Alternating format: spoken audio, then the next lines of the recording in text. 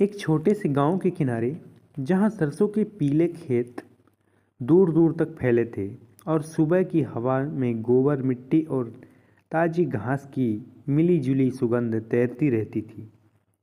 वहीं एक सीधा साधा ग्वाला रहता था। उसका नाम लोग प्यार से पुकारते थे क्योंकि वह सचमुच सबका दुलारा था, भोला, हंसमुख और मेहनती।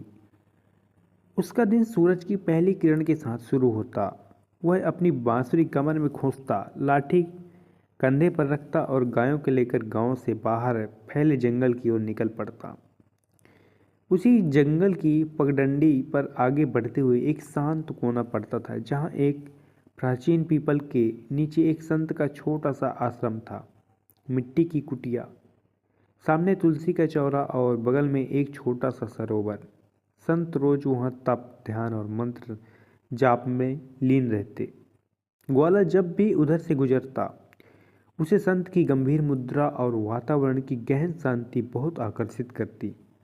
पर वह समझ नहीं पाता था कि आखिर वे रोज घंटों बैठकर क्या करते हैं। एक दिन जिज्ञासा ने उसे रोक ही लिया। उसने विनम्रता से संत को प्रणाम किया और पूछा, महाराज, आप प्रतिदिन इतने ध्यान और जप क्यों करते हैं? संत ने स्नेह भरी मुस्कान के साथ कहा, बेटा, मैं ईश्वर को पाने के लिए भक्ति करता हूँ। पूजा पाठ, तप और ध्यान से मन निर्मल होता है और जब मन निर्मल हो जाता है तब ईश्वर के दर्शन संभव होते हैं। यह सुनकर ग्वाले के मन में एक नई लौ जल उठी। यदि भक्ति से भगवान मिल सकते हैं तो वह भी क्यों न प्रयत्न करे। उस दिन से उसके भीतर एक अनोखा उत्साह जाग गया। उसने सोचा कि यदि संत कठोर तप से ईश्वर को पा सकते हैं तो वह भी पूरी लगन से साधना करेगा।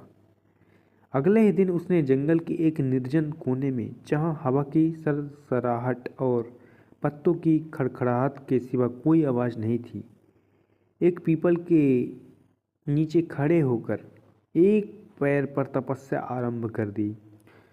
उसने आंखें मूंद लीं, दोनों हाथ जोड़ लिए और मन ही मन ईश्वर का नाम जपने लगा। समय बीतता गया। सूरज सिर पर आकर ढलने लगा। पसीना उसके माथे से टपकने लगा, पर वह अडिग रहा। उसके मन में एक ही धुन थी, मुझे भगवान के दर्शन करने हैं। धीरे धीरे उसने भोजन पानी भी की परवाह भी छोड़ दी। गांव के लोग उसे समझाने आए, पर वह कहता, जब तक भगवान नहीं मिलेंगे मैं नहीं हटूंगा। दिन हफ्तों में बदले, हफ्ते महीनों में बदले। उसका शरीर दुर्बल होने लगा, पर उसकी जिद और आस्था और भी प्रबल होती गई। एक दिन जब उसकी सांसें भी मध्यम पड़ने लगीं और वह थकान से लगभग बेहोश सा होने लगा था, तभी अचानक एक तेज प्रकाश उसके सामने प्रकट हुआ। उस प्रकाश से एक दिव्य स्वर गूंजा, बेटा, आंखें खोलो, मैं तुम्हारी भक्ति से प्रसन्न होकर आया हूँ। ग्वाले ने बिना आंखें खोले ही पूछा, आप कौन हैं? स्वर ने उत्तर दिया, मैं वही ईश्वर हूँ जिसके दर्शन के लिए तुम तप कर रहे हो। ग्वाले के मन में एक पल तो संदेह कौंधा, कहीं यह मेरी कल्पना तो नहीं। उसने सोचा कि यदि तुम सचमुच भगवान हो तो वे कहीं चले न जाएं। उसकी सरल बुद्धि ने एक अनोखा उपाय सुझाया। पास पड़ी रस्सी उठाकर उसने उस दिव्य आकृति को पीपल के तने से बांध दिया और बोला, जब तक मैं संत से ना पूछ लूं कि आप सच में भगवान हैं या नहीं, तब तक आप यहीं ठहरिए। उस दिव्य सत्ता ने मुस्कुराकर स्वयं को बंध जाने दिया। वह ग्वाला दौड़ता हुआ संत के आश्रम पहुंचा, हाँफते हुए पूरी बात सुनाई। संत पहले तो आश्चर्यचकित हुए, फिर गंभीर होकर बोले, चलो, हमें वहीं ले चलो। दोनों उस स्थान पर पहुंचे, पर संत को वहां कुछ भी दिखाई नहीं दिया, न प्रकाश, न कोई दिव्य रूप, केवल पीपल का पेड़ और उससे बंधी रस्सी। संत ने कहा, मुझे तो यहाँ कुछ भी नहीं दिख रहा है। ग्वाला हैरान रह गया। उसने उसी दिशा में देखा जहां उसे प्रकाश में स्वरूप स्पष्ट दिखाई दे रहा था। उसने पूछा, प्रभु, संत महाराज को आप क्यों नहीं दिख रहे हैं? तब वह दिव्य स्वर गूंजा, मैं उन्हीं को दर्शन देता हूँ जो निस्वार्थ भाव से भक्ति करते हैं। तुम्हारी भक्ति में कोई लोभ नहीं, कोई अहंकार नहीं था, सिर्फ सरल प्रेम और सच्ची चाह थी। तुमने मुझे पाने के लिए अपना सब कुछ दांव पर लगा दिया और पर बदले में कुछ नहीं मांगा। संत ज्ञानवान है, पर उनके मन में कहीं ना कहीं अपने तप का गर्व है और सिद्धि पाने की आकांक्षा छिपी है, इसीलिए वे मुझे नहीं देख पा रहे हैं। यह सुनते ही संत के नेत्र झुक गए, उन्हें अपने भीतर झांकने का अवसर मिला। ग्वाला भाव विभोर होकर रो पड़ा। उसकी सारी थकान मानो पल भर में मिट गई। भगवान ने उसे आशीर्वाद दिया और कहा, सच्ची भक्ति वही है जिसमें चाह केवल प्रेम की हो, फल की नहीं।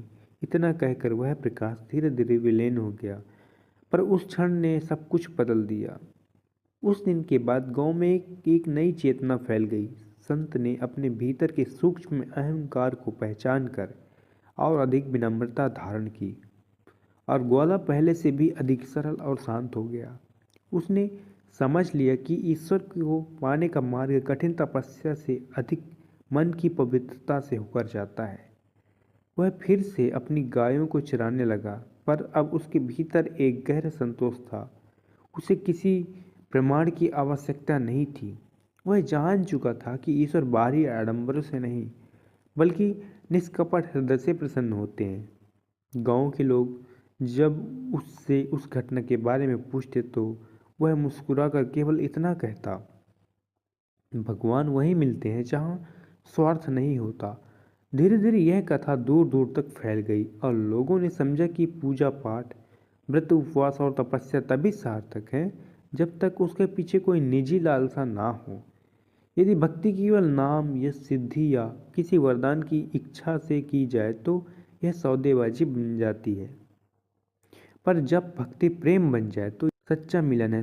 निस्वार्थ भाव मन को दर्पण की तरह स्वच्छ कर देता है और उसी स्वच्छता में ईश्वर की छवि स्पष्ट दिखाई देती है।